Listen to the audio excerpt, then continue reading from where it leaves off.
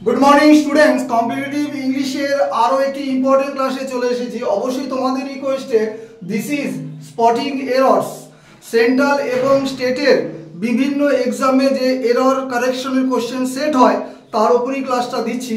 चलो स्क्रीनशटेर जोन्नो कयेक सेकेंड समय दिচ্ছি।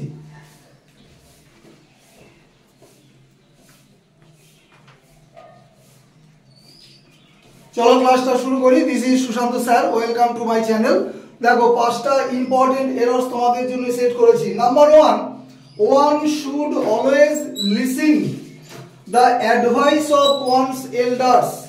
আমরা প্রত্যেকেই জানি ওয়ান দিয়ে যদি সেন্টেন্স শুরু থাকে তার পজেসিভ অবশ্যই ওয়ান্স হয়, তাহলে এখানেও ঠিক আছে।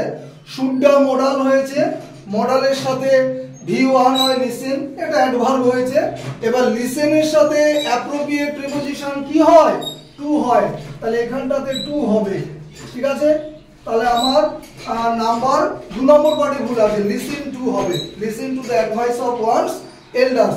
তাহলে এখানে যেটা আমি এক্সট্রা শিখলাম, সাবজেক্ট যখন ওয়ান হবে অনির্দেশক সর্বনাম তার পজেসিভ কিন্তু ওয়ান্স হবে, ওয়ান লিখে অ্যাপোস্ট্রফি এস, তাহলে ভুলটা কিন্তু লিসেনের পাশে টু হবে, এই জায়গাটায় ছিল। Next, she along with her friends, parents বা ফ্রেন্ডস যাই বলি এখানে ফ্রেন্ডস লিখেছি, have gone to the party, বহুবার ডিসকাশন হয়েছে।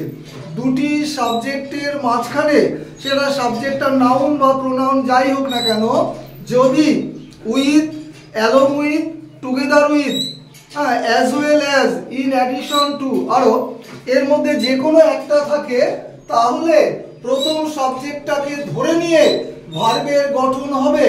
তাহলে অ্যালং উইথ তো আমার আছে, প্রথম সাবজেক্ট কি আছে?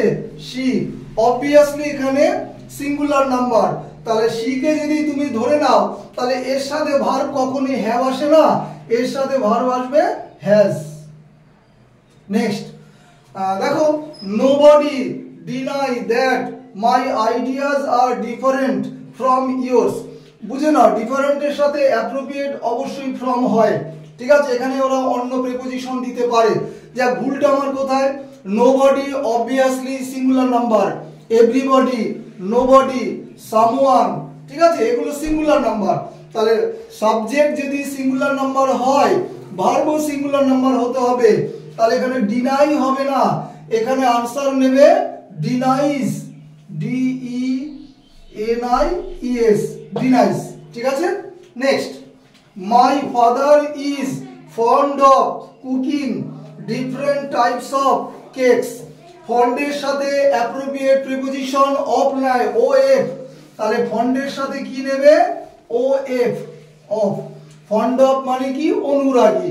ঠিক আছে, I am fond of music, আর এই OFF অফ এটাও প্রিপোজিশন, কিন্তু এটার অ্যাকুরেট বাংলা মানে বিচ্ছিন্ন বা বিহীন, বলে না যে আজকে মুড অফ আছে, সুইচ অফ কর ইত্যাদি। নাম্বার 5, ভেরি ভেরি ইম্পর্টেন্ট, এটা WPP তে দেওয়া, I prefer coffee than tea in the morning. প্রেফারের সাথে অ্যাপ্রোপ্রিয়েট প্রিপোজিশন সব সময় কি বসে?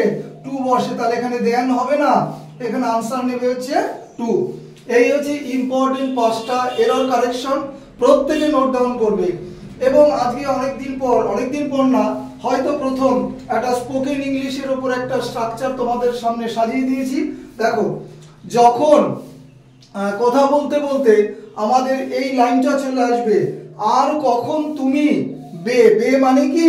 ধরো খেলা, তাহলে খেলবে, খাওয়া তার মানে কি? খাবে, যাওয়া তার মানে কি? যাবে।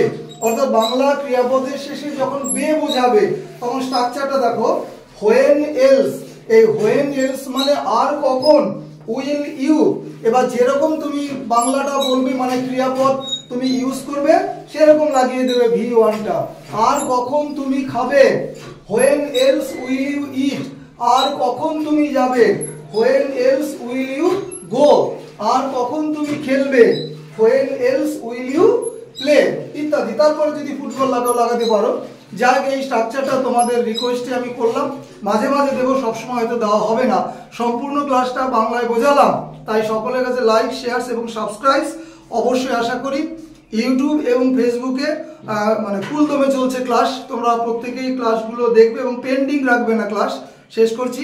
Have a good day.